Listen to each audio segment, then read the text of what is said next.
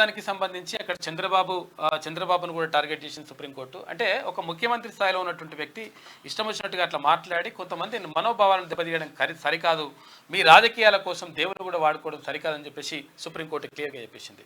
ఇక మరోవైపు ఇక్కడ తెలంగాణలో ఉద్యోగాలకు సంబంధించి డిఎస్సి నియామకాలకు అంటే నిన్న డిఎస్సి రిజల్ట్స్ రిలీజ్ చేసిండ్రు. అయితే 11,062 పోస్టులకు సంబంధించి అంటే నిన్న ఏది రిజల్ట్స్ వచ్చినాయి. అయితే గతంలో బీఆర్ఎస్ ప్రభుత్వం ఉన్నప్పుడు 5,089 పోస్టులు వేసింది.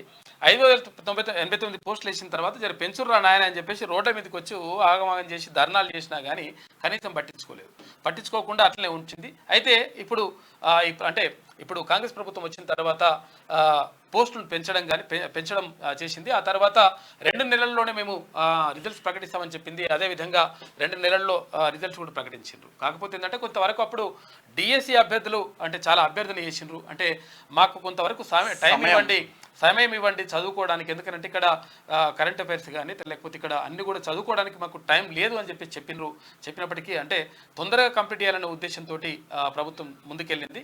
అయితే నిన్న రిజల్ట్స్ ప్రకటించింది. తర్వాత నియామక పత్రాలు కూడా ఈ దసరా లోపే ఇస్తామని చెప్పేసి ముఖ్యమంత్రి ప్రకటించిండు. అయితే ఈ నేపథ్యంలో అంటే క్యాలెండర్ ప్రకారమే నీళ్లు నిధులు నియామకాల్లో భాగంగా నియామకాల కోసమే యువత, తెలంగాణలో ఉన్నటువంటి యువత కానీ తర్వాత విద్యార్థులందరూ కూడా దీనికోసం పోరాటం చేసిండ్రు. అయితే ఆ పోరాటం చేసిన దాంట్లో భాగంగా గత ప్రభుత్వం 10 సంవత్సరాలుగా కనీసం వీళ్ళని గురించి పట్టించుకున్నటువంటి పాపాన పోలేదు. అయితే కొన్ని కనీసం నోటిఫికేషన్లు కూడా జారీ చేయలేదు. అయితే డిఎల్కి సంబంధించి కానీ జేఎల్కి సంబంధించి కానీ అటు ఏది గ్రూప్ 1కి సంబంధించి చూసినాం మనం, కథ అంతా కూడా అదంతా జరిగిపోయింది.